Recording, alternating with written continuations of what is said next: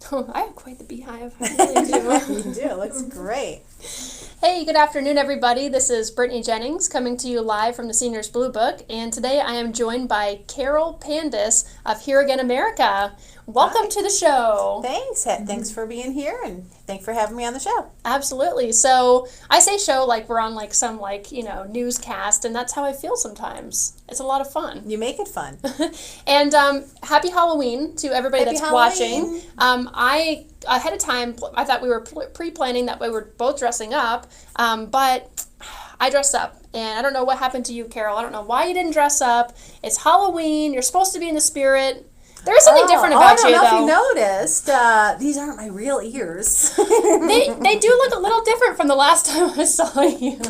Well, they grew ears. I grew the ears, but I also have little mini hearing aids in there just for you.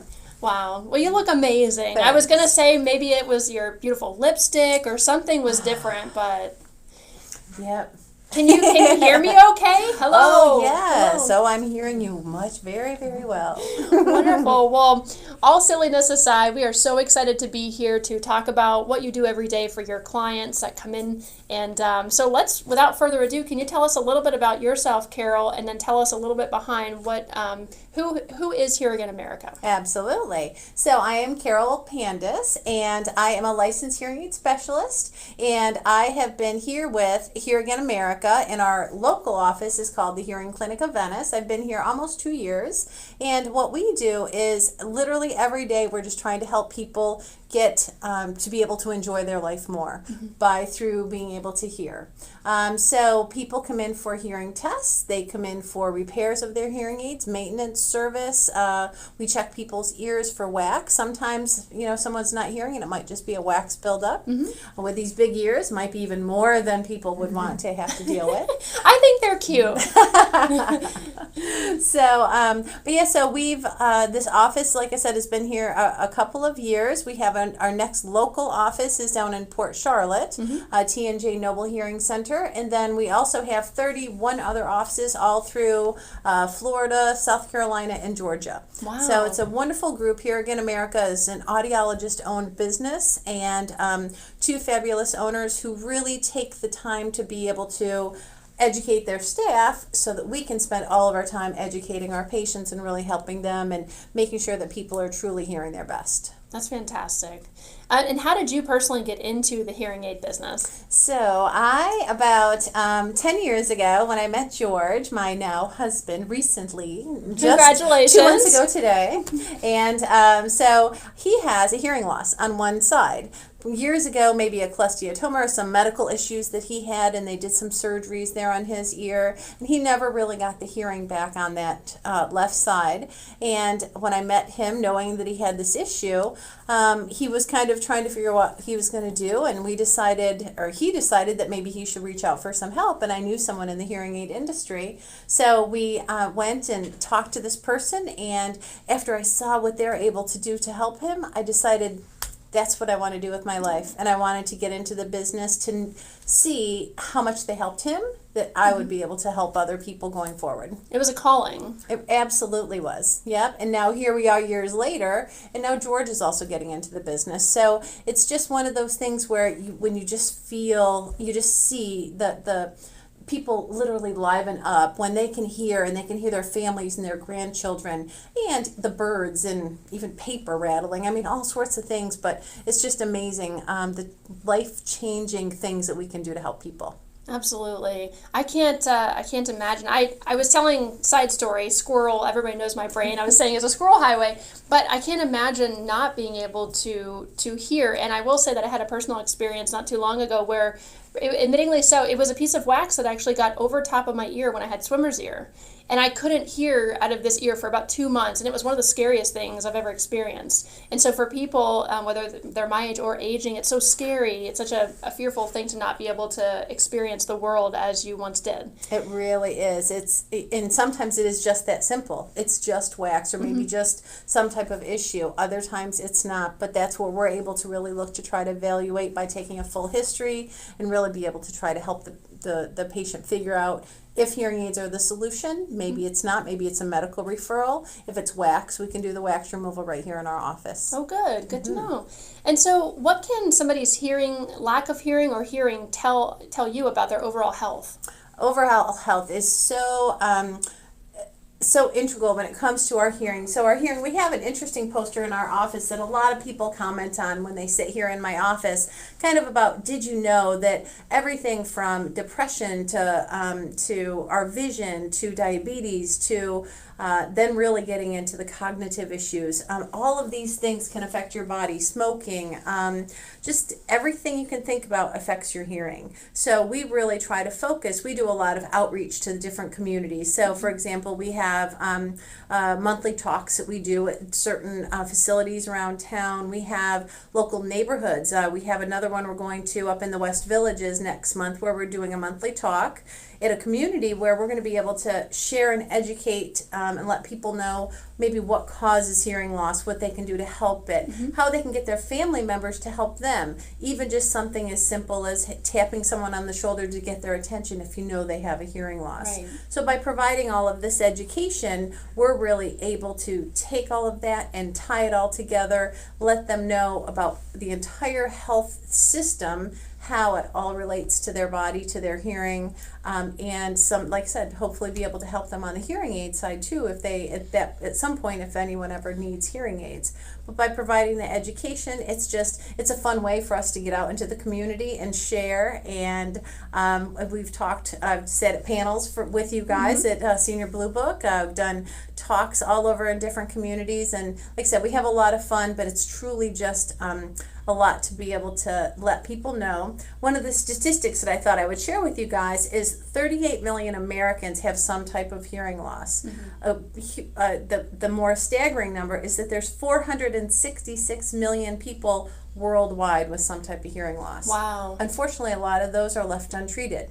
People will think, oh, it can wait, it's not a big deal. Or it's normal. Or it's normal. Yeah. Because our hearing changes so gradually, we start to lose hearing as we age. Aging is one of the major reasons for hearing loss. Other things are from noise exposure. Probably over a third of those people with hearing loss, their hearing loss came from some type of noise exposure. Right. And you and I are sitting here thinking, we think, oh, construction workers and military. Well, some of those are dentists and teachers. Small amounts of sound, if they're exposed over time, just continue to wear away.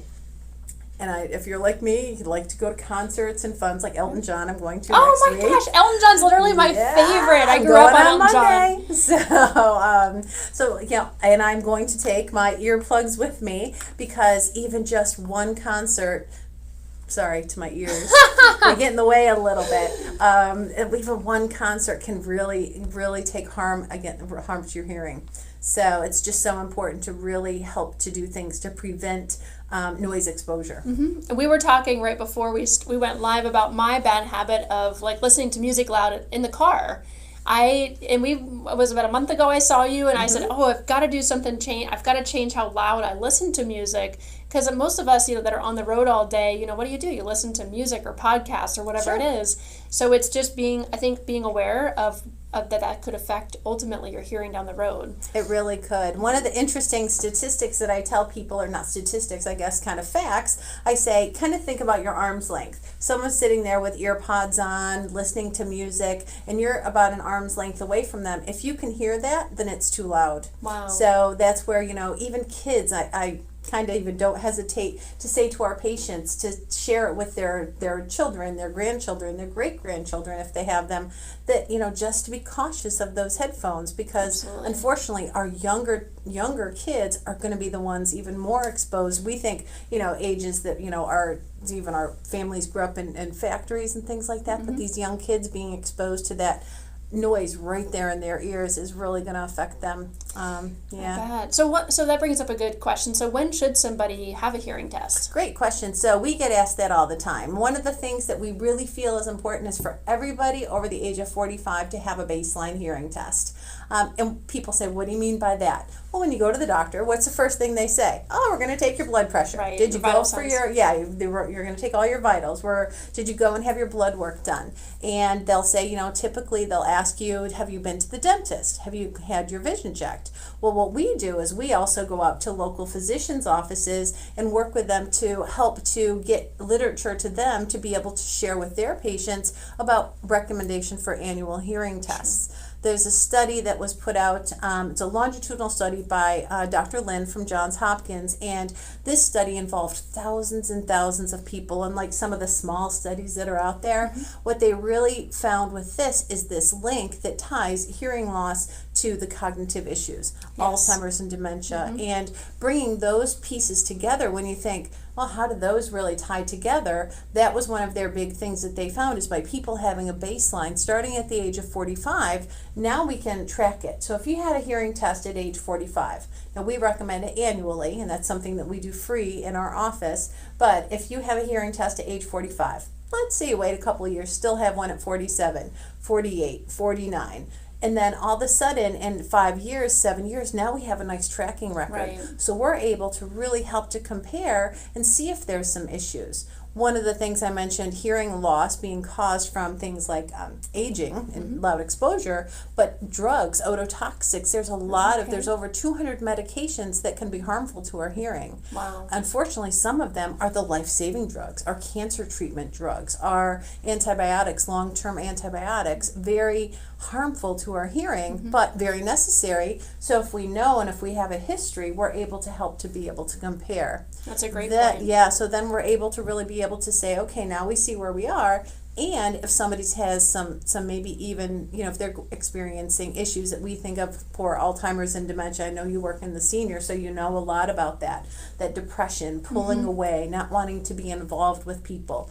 anger, frustration. Well, all of those things, if you look at the list of side effects of hearing loss, side effects of cognitive issues and of hearing loss, very similar. Yes. So I by completely really agree. being able to recognize that and kind of track that hearing makes a big difference. If we can get people treated and leave their, so their hearing isn't left untreated, we're able to statistically be able to really reduce the amount of cognitive issues that are out there. Yeah, it's interesting because I had an audiologist years ago make that comment to me that, cognitive impairment, that you can have a decline because of your hearing. If you can't hear, then you're not, it's kind of like in a general statement, like you're not getting that stimulation, that brain stimulation exactly it. with conversation and having you think. And so I know I have a family member who has very, very tough time hearing anything, and for years and years, and it makes sense. It kind of clicks when I heard that comment, and I see the chart back here with the cognitive decline. It just kind of hits home. And it's like, it makes sense if you're not being social because you can't hear. It's all just like this kind of perfect storm of things. Absolutely. And sometimes that's the only reason. They're like, I'm not going to bother to go out to dinner with, with the group or with the family or even with just your spouse or just one friend, because when I get out there, then I can't hear anymore. The technology we have available today, we have all sorts of things from apps and buttons on the hearing aids to little monitors they can wear to be able to have a friend speak into that, like a remote microphone. So many tools to be able to really help in those settings, because some people, again, if their hearing loss is pretty severe, that is going to be a challenge to get out into those restaurants. So hearing aids aren't necessarily the only answer. That's just one of the great tools that we have that we can use to be able to help them. Definitely. And you were saying too, like there's some hearing aids that actually connect to a phone. There is. Right? Here, let me show you a little bit. Whew, I can actually breathe now. They took off my big ears. So the little hearing aids that I have on today, very small, discreet, and in the ear. And I'm sure if you look nice and close, you probably can't see a thing. You can't. So the hearing aids that there are out there today, these now most of them all have an app where you'd have streaming. Your phone call comes in. You're able to have the phone call come directly to your hearing aid, so you don't even need the wireless iPods or wired iPods or anything anymore. So you can listen to Siri, listen to music, your books on tape, anything right into the hearing aids. But then the great thing is, let's say you have a really soft friend and they're very soft. Your hearing aids work well, but when you get around this one person, you're like, gosh, I wish I could just turn them up. Well, most of the hearing aids now have some type of external control where you can physically just tap one and it turns both of them up. Or now you have an app you can go to and you're able to adjust the volume. You can go into different programs. You can turn one up, turn one down. If you're talking to someone you don't really want to listen to, you can hit the mute button. But don't tell anybody I told you that. So That's amazing, though. Like before, it was about a month ago when we were together at the Y, and you were talking about this, and my mind just like was blown. But it makes sense with the world that we live in. yeah, To it be able just to keeps use getting that better and better. technology for better. I mean, again, I don't know if I guess I would say I could mute out some people, you know, but for the most part, it's that thing of like, again, if you want to listen to music, or you want to be able to, and it's so discreet, you can barely see them in her ears. I know on video you're a little further away, but Yeah. you can't see them. So And that's the great part. They're so invisible. And even there's even smaller ones than these. So there's so many different things that are available out there. And I know one of the things we talked about beforehand was television. I know television is such a challenge for someone with a hearing loss. Again, sometimes they just say forget it, and they use the closed captions, which is great. Closed captions, again, another good tool for your toolbox when you have a hearing loss. But now we have streamers where what's on the television, they can actually mute it, so the spouse or family can sit there with the TV off or on mute, and it's streamed right into the person's ears. it's amazing. So, and all of that, again, can either be controlled on a little app on your phone, or a little separate remote control, or, they have a lot of great devices that really just have come so far to make hearing aids fun. I know people are like, what do you mean hearing aids are fun? I was just going to say, we were talking about like almost them as an accessory, because I know if when I need to wear hearing aids, I would want to make them fun and make them like a staple part of my style, As you can tell, I do like, dressing up and doing things. Oh, yes. You're very, I thought that was your natural hair. This is how I woke up this morning. I used the curling iron on my little sideburns here. Oh, yes. But no, I mean, let's talk about some of the things that like people can do to kind of enhance them.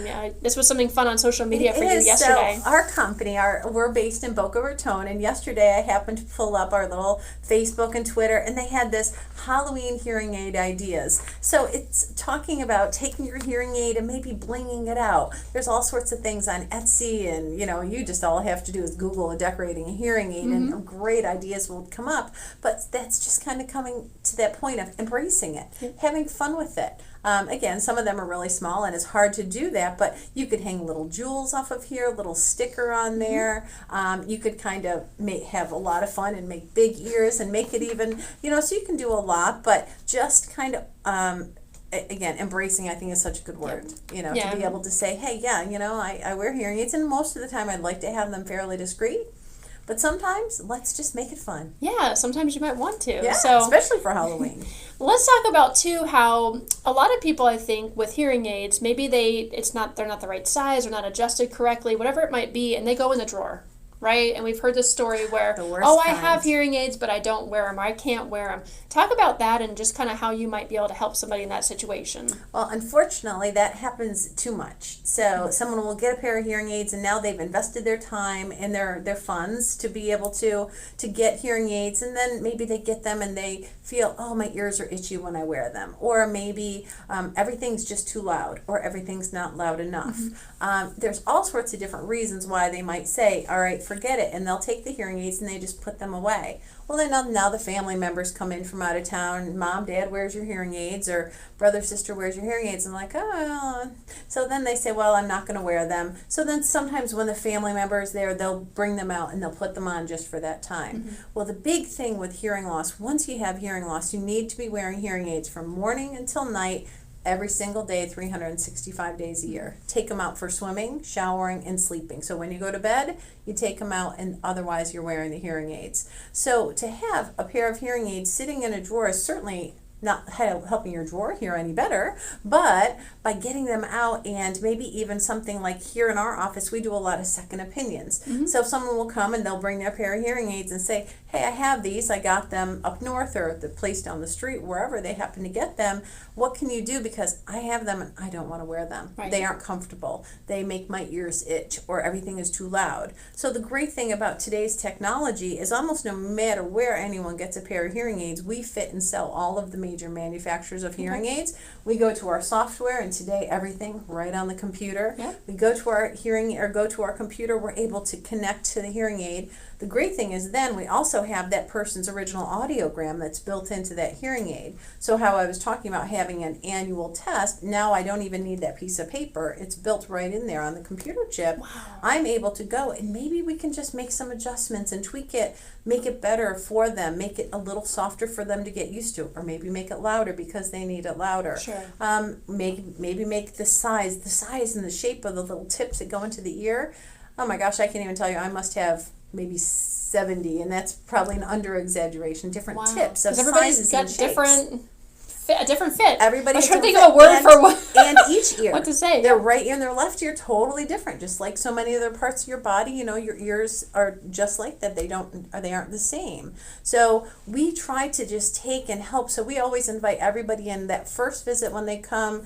Like I say, we always do a hearing test is no charge, and we encourage that for everybody. Mm-hmm. If they come, the first time they come, we always say, bring your hearing aids, let us take a look at them. Maybe there's something we can do to help you.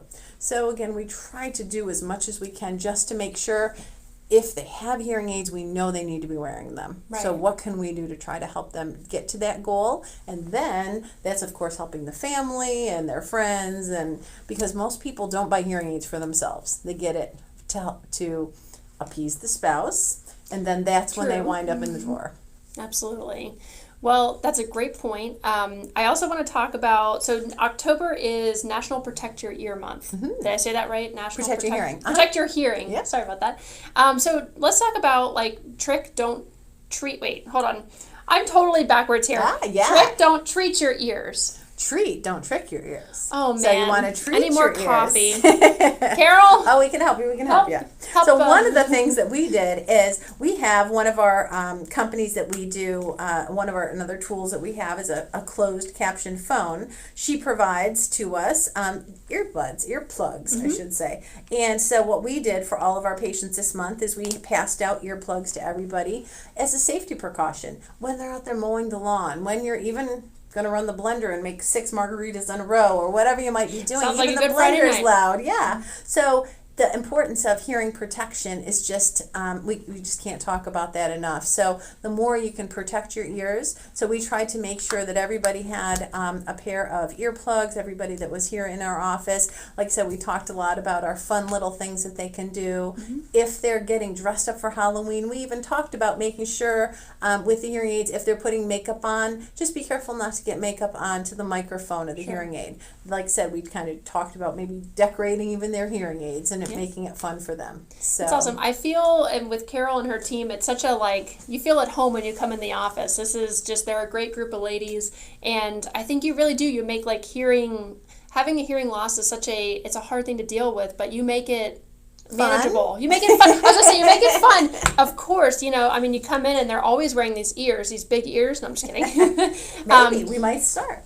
How would people find out more information about their hearing, about healthcare with their ears? Sure. So the easiest thing to do is to call our office and be able to. Typically, when you call, you'll talk to Lindsay, our office manager, kind of patient care coordinator. My right hand, left hand man here. She's amazing. She takes care of everything on the front side of the world. And you can call the office, talk to Lindsay, ask if I can get a free hearing evaluation scheduled. Like I said, if you're already wearing hearing aids, just let us know that. We'll still probably want to do a hearing test so we have a good new updated information. So if we're going to do any additional programming or repair to the hearing aid.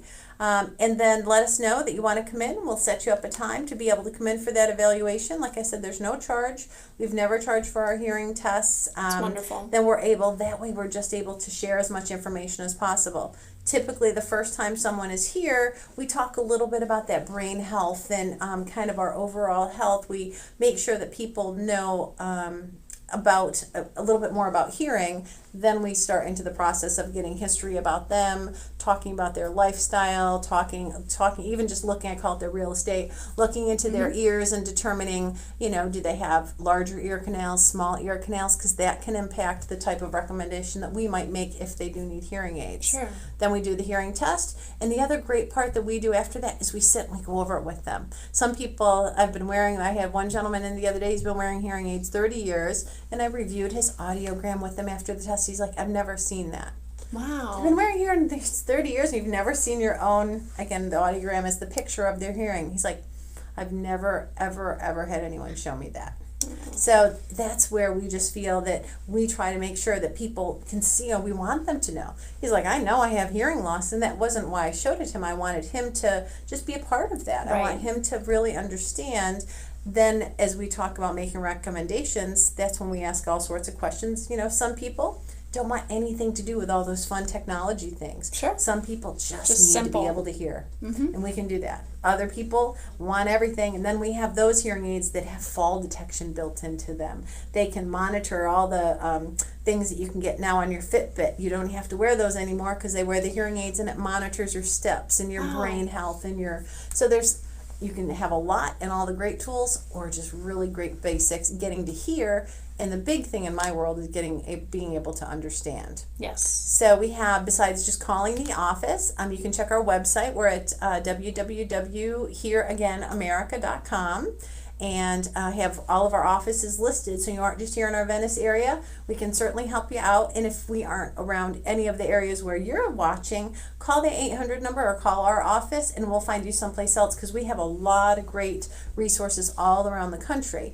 That's another thing that I know people ask me is, I come here, I live here just 1 to 6 months a year. Sure. What happens if I'm someplace else and something happens to the hearing aid? We have networks all over, so all we have to do is make a few phone calls and be able to find them someplace to go outside of our local area.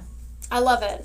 It's amazing. I learned more about you today and obviously with your ears and everything, I just love you more and more. Thank you. Just gotta say, she's a great lady, and Lindsay at the front, as she spoke about, is wonderful as well.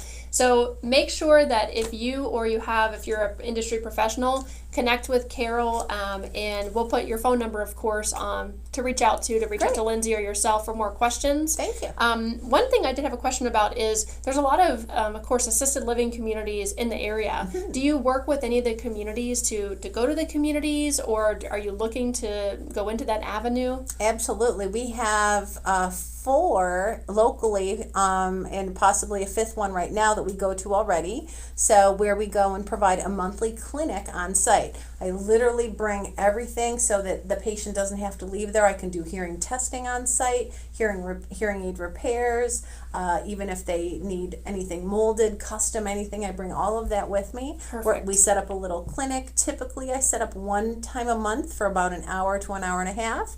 Usually about once a quarter, we'll do a little talk. So we kind of keep their residents interested and let them know that we're there. And of course, as they get new people joining them, then they get to hear that they have this service. And we always will make up a little flyer to say, hey, this is when we're going to be here. And you walk into a facility and you'll kind of see that posted around, so that even now, not just the residents know, but the residents' family members know. Because that's who we deal with a lot. Yeah, especially exactly. in some of the facilities around town. If someone is, a little bit needs some help, or maybe even in memory care, we have a couple people. I believe it. So where the family still wants them to really be able to help. So I have a memory care facility that I go to. And, it's nice because now the family member knows when we're going to be there, so they try to get there on that same day. So I think it's, and it just hit me as we were about to close out that I think it's so important to offer that service, because there are so many people in communities that you can enhance their quality of life just by helping them even a little bit with their hearing, or looking in their ear and you see that there's wax or whatever it might be. I just think it's such a invaluable service that you offer. And they just feel like, I can't get out. They, I don't have a car anymore, and I don't want to deal with the transportation. So that's exactly why we do that. We try to make it easy for them. So we're always looking for other places, whether it's that type of thing, like an independent home, a nursing home, assisted living, or if it's a community, maybe your community where you live even would want to have a little talk or a little monthly clinic. That's all things we were able to do. That's awesome. Well, I appreciate you being you. such a sport with dressing up. I was like, let's do it on Halloween because we have to dress up. Okay. So I do have to say, I need to do a plug-in for Look at Me. I'm Ginger D. And she is Ginger D.